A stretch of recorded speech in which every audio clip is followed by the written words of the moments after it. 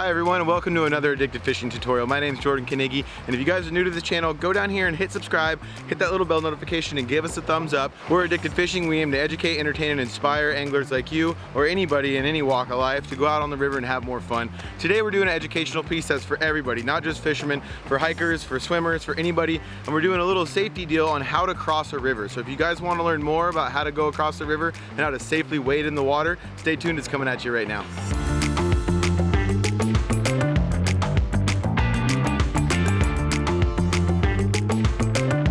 First off, I want to state with this tutorial, you guys, this is all very relative. I don't want you to take me too serious on anything, but these are some of my helpful tips and some of the ways that I like to stay safe to be able to cross the river, whether I'm swimming, whether I'm just adventuring and hiking, or whether I'm out fishing, trying to find myself a salmon trout or a steelhead. So first and foremost, again, don't take anything in this video too serious. Just take these helpful tips, take them with you, and have that help you be a little bit safer out there on the water. So what I'm going to start with today is your attire, what you want to be wearing when you go to do something like this. Today we're out here on the river fishing. If you're on a hike or anything like that, it's not going to be as serious as what I'm going to talk about here. But really, if you're out on the river fishing and you're wearing any kind of wader system, anything that's going to keep you dry, the most important thing that you need to have if you're ever going to start wading in the water, whether you're going ankle deep, knee deep, or thigh deep, is to have a good wader belt on. These wader belts are nice and tight. These are good. These comes with these Sims waders. But any kind of belt, whether it's a leather belt, whether it's a strap, whether it's a rope you tie around your waist to make sure that if you do fall down in the water isn't going to go down into your waders, fill your boots up, and drag you down in the current and end up, in a fatal situation. So a wader belt is probably the most important thing of all this, is if you're in waders out on the river fishing. So if you don't have that on, make sure you have your boots good and tight, make sure you're ready to cross the river and you're in a good situation, and you don't have anything that's going to drag you down in the water current. What I have on here with these waders is a good pair of felt-soled boots. These ones, I've been on the river a bunch, you see they're worn down, but this felt is not legal in all states for fishing. But if you have any kind of hiking shoes or river shoes, try to make sure you can get something that has that felt bottom. And if you are wearing any kind of rubber soled shoes, just be sure to take the next step that I'm going to talk about into consideration on your stance and how you actually walk through the river, because it's going to be a little more slick. But if you have the option, wear some felt soled boots so that your feet can stick to those rocks and those slimy rocks that you find on the bottom of these creeks and rivers. The next step is going to be the biggest step of all, is the situational awareness. What you want to do when you get to the river and you're going to cross a certain point is find a spot at the head of a run at a shallow section where you can actually see all the way across the river. Being able to identify the bottom of the river, see the structure that you have to work with, and again, see the depth is what's most important. Along the same lines is be aware of what's below you. If you have to plan for the worst if you're going to be crossing any kind of river. You want to look below you and make sure there's no deep holes, log jams, or any kind of gnarly structure that's going to get you swept up into it, to where if you do go for a swim, you're not going to be able to just get to the safest part on the bank below you and crawl up and get out of the water.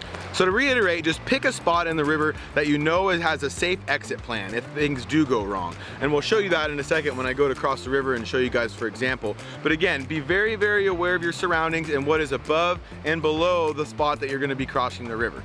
The next little helpful tool that's always going to help you out to cross something like this, it's going to help you gauge the depth, and it's going to help you give yourself something to brace on if you do slip, is finding a good wading stick.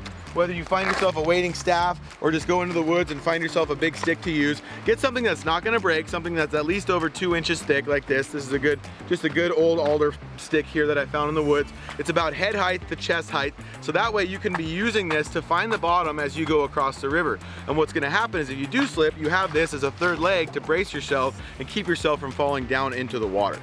The other biggest tool you can have, if available, is to put on some sort of life preserver. There's a lot of different life preservers out there, from either Mustang Survival or just a normal life jacket that you could easily strap to your backpack if you know you're going to be crossing the river, so that you have that safety and you have that flotation if you do slip and fall and get swept down in the current. So any kind of life jacket or inflatable that's going to help you stay safe if you do fall is going to be really crucial if you know you're going to be crossing the river a lot. The last tool I'll talk about is a good pair of polarized sunglasses.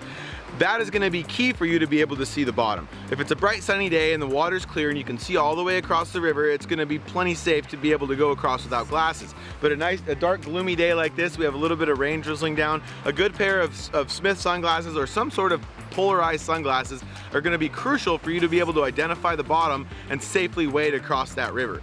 Now, last but not least, I want to talk about worst case scenario. If you do happen to fall and you do get swept down in the current, using strict safety rules for how you handle yourself in the water is key. The first rule I always want to say is be cool, be cool, be cool. And what that means is you want to stay calm, don't panic, and identify your situation. What we say in the whitewater world is nose and toes to the sky. You want to assume the Jesus position immediately. If you can't get your feet back under you, you want to point your feet downriver as fast as possible so that you avoid any foot entrapments. And what foot entrapments are is when your foot touches the bottom, slides in between two rocks or a stick, and you get dragged down to the bottom. So you want to put your toes out of the water, you want to have your nose out of the water, and you want to steer your body with your arms with your feet pointing downriver. And what that's going to do is allow you to control yourself, and in a safe situation, stop, stand up, and continue wading across the river. So remember that, nose and toes to the sky, be cool, be cool, be cool, and be aware of your situation. So we're gonna let the camera guy wade back across the river here. I'm gonna use my wading stick and I'm gonna wade back across towards you guys and go over some of the techniques and some of the safety things that you need to know when you start to walk across the river. Okay everybody, so now that I've identified my safety situation, I got a fast moving river above me that's unwadeable. Below me is an island, and I have this nice shallow little seam that's gonna be below me here. So if I do fall, I know I'm gonna be able to get to either bank, left or right, as I get swept down the current here. So again, you always wanna plan for the worst.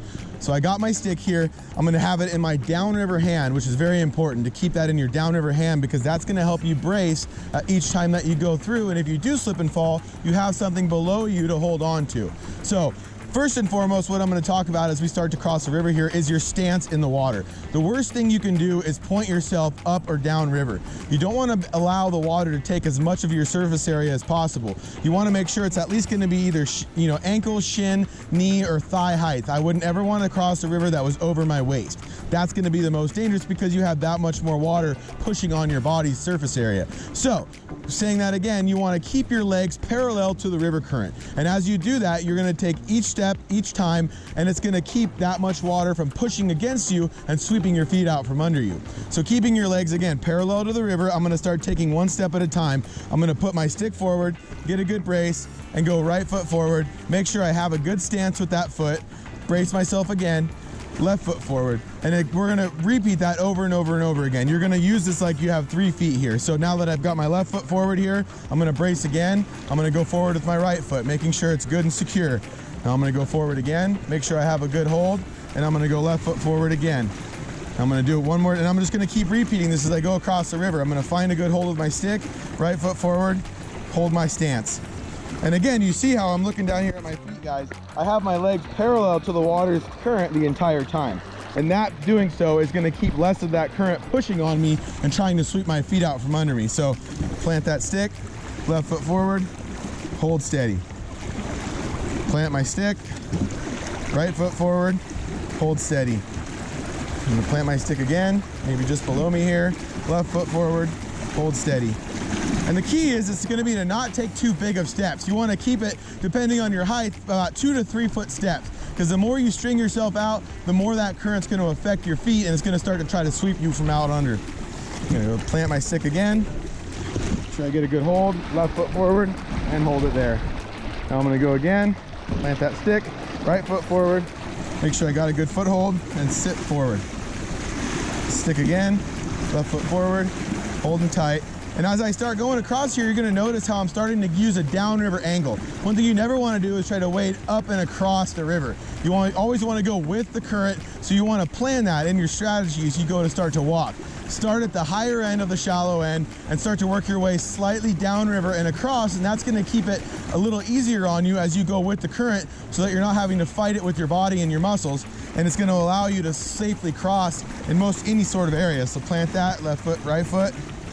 Plant that stick, make sure I got a good hold each time, just like so. You see how I'm starting to angle down and towards the camera here, and that's gonna be key. What I wouldn't be able to do, even if it was shallow, was start wading across and upriver. So keep that downriver angle, plant that stick, left foot forward, plant your stick, right foot forward. And what's really nice here is, again, these polarized glasses. I can see each boulder underneath me, and these are big round rocks, so it makes it pretty difficult to wade. Plant that stick, left foot forward, plant my stick again, right foot forward. There you have it, everybody. The safe, easy, and effective way to cross the river. Again, take all this stuff in theory, guys, in relativity. Do not use any situation like one another. Everything is unique when you're trying to cross the river. Be sure to know your situation, know your safety, and know your comfort level and strength when you try to cross the river. Keep your legs parallel, find a good stick, get a good plant, and again, have a safety and an exit plan as you start to go through this method of walking across the river. If you guys like what you saw today, please go down here, hit subscribe, and give us a little thumbs up. When you thumbs up these videos, it gets it out there to the world. If you know anybody that wants to know how to walk across creeks, streams, or rivers, be sure to share this to them. Drop a comment below with it, whether you like to wade across rivers, or if you have any safety tips or ways that you like to do it, drop it below. Give us a thumbs up. Thank you so much for tuning in today, you guys. You stay fishy, and we'll see you out there.